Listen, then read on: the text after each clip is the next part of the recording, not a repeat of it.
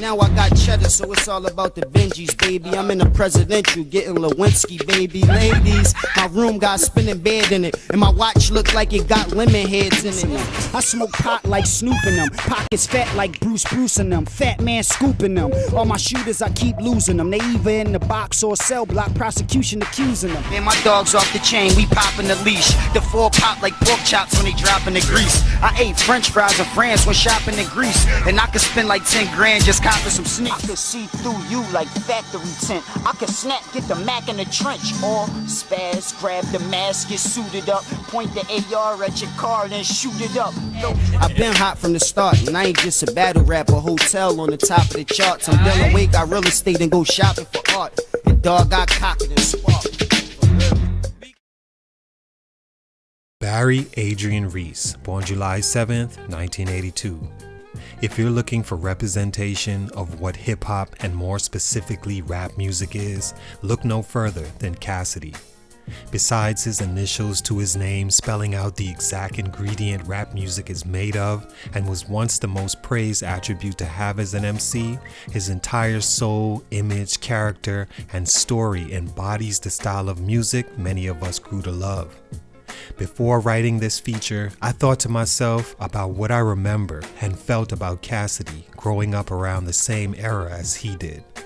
Anyone can do the research and tell a story, but being in a time like the early 2000s and feeling the impact of his mixtapes, his freestyle with Freeway, his Phil Jackson, Kobe fit he had with Swiss Beats, his ability to rap with any top-notch lyricist you name, while also charming the females with his charisma was definitely impactful at the time. Besides Joel Santana and maybe Fab, not many had that unique balance in those days. Because of this, Cassidy was expected to do big things in the hip-hop world and music industry as a whole. He had the crossover ability, but for whatever reason, didn't cross over. Let him tell it, he'll say he never intended to cross over. I disagree. At the crucial time of his first growth stunt, he was in the process of crossing over. He just couldn't clear 3 important hurdles. Let's talk about it. Why couldn't Cassidy cross over? It's your boy JC Stunted Growth. Ash, get it, man. I come in your mom box and let my cock spar with it.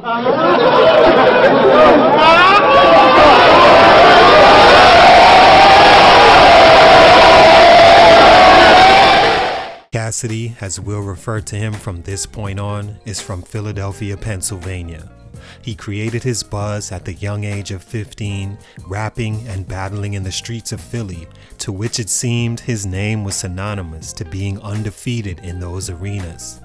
A radio station called 103.9 The Beat hosted a rap challenge to which Cassidy emerged as the winner. This attracted the eyes of the music industry, who at the time coveted artists that could actually rap, unlike the harmonizing in today's game. Who better than the guy that just won the rap challenge in one of the most respected cities for rap? Swiss Beats got wind and began to bring Cassidy around. He quickly caught on and in 2000 gave the world its first taste of his potential in a battle against Freeway. Yes, Freeway of Rockefeller Records, a label in 2000 and 2001 that was literally at the height of becoming the best hip-hop label of all time, and there's no questioning it. Almost every artist birthed after their run got their first look or was affiliated in some way. But in 2001, they were it, and Freeway was one of their young dogs they would sick in moments like freestyle parties to boost bragging rights. This event was Swiss Beats versus Jay-Z, Rockefeller versus Rough Riders, and both guys had their guys ready.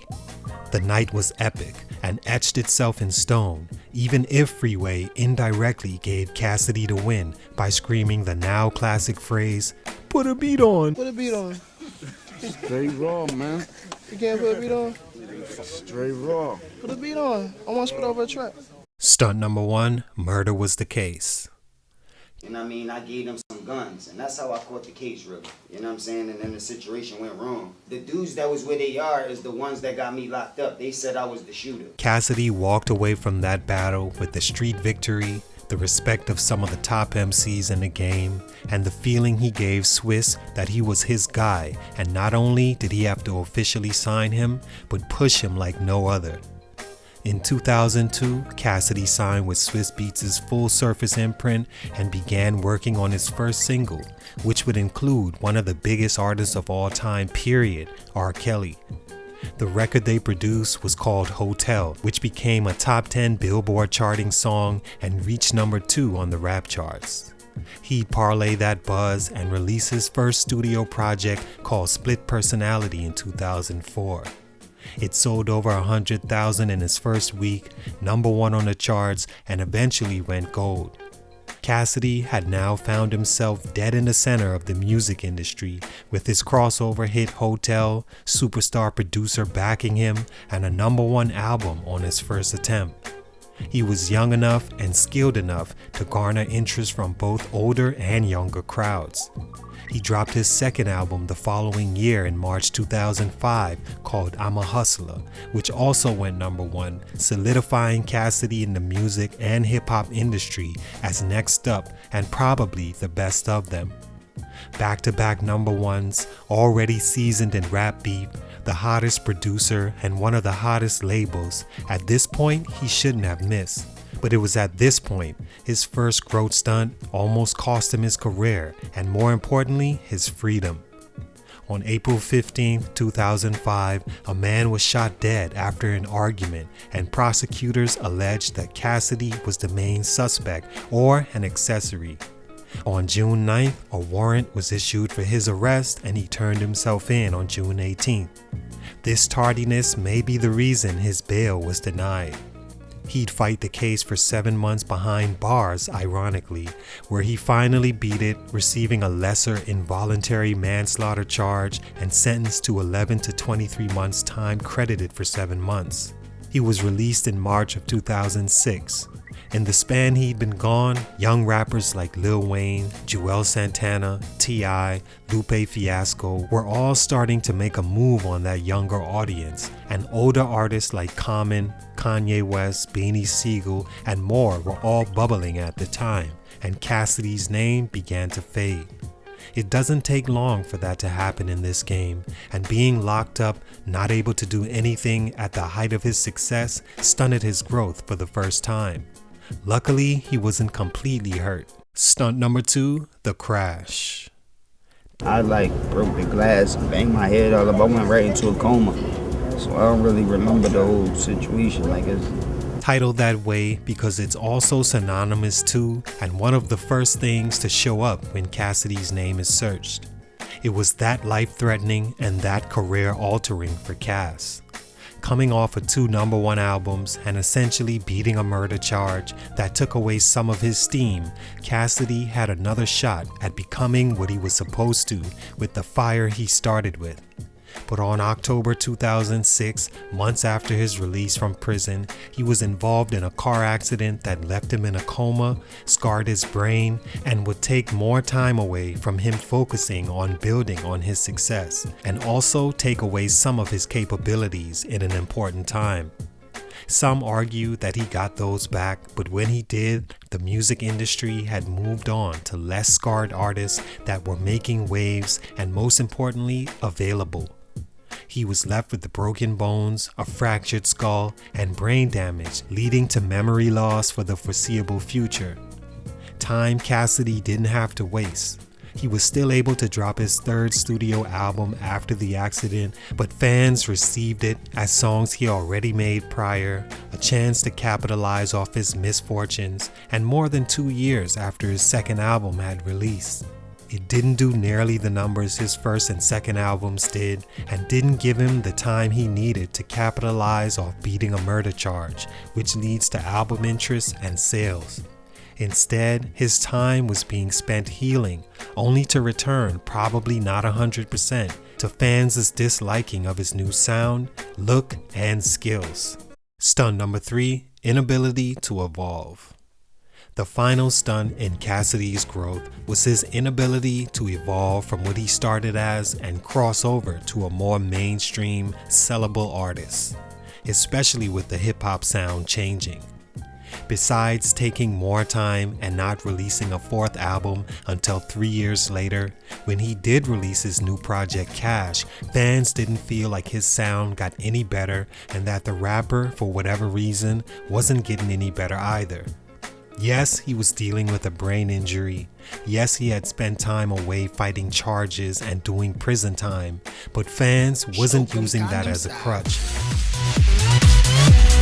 Condom style, stroke, stroke, stroke, stroke, stroke, stroke, condom style. And instead of championing him, many have turned on him and even began to clown him for some of his bars sounding like they were written in the early 2000s. Even his delivery hasn't evolved. If you listen to that freeway battle back in 2001, Cassidy sounds the exact same today. Even the way he sets up punchlines and delivers them sound the exact same. Listen close and you might even hear the same references, just in different bars. After Cash, his fifth studio album released in 2020 and failed to create any buzz or chart. He's been in a few rap battles only to be clowned for his style being stuck in the early 2000s and his skills peaking around then. He's now 38, produces beats, and still raps like he did in his first battles, although he still has bars, don't get me wrong, but it's not what many expected to become of the MC. All in all, in rap, Cassidy is still a legendary underground hip-hop name. At the same time, a name forgotten in most mainstream circles. He had what it took to accomplish what you see another Philly artist, Meek Mill, has, but fumbled the ball at the wrong times. Some to his doing and others out of his control. He still has the respect of many hip-hop heads no matter what he sounds like or carries himself like today, but for these reasons, his growth was stunted and he just couldn't cross over. It's your boy JC Stunted Growth, and I'm out. Crying and pulling tissue out. It been that type vibe since Vibe had issues out. My magazine double XL, so what the issue about?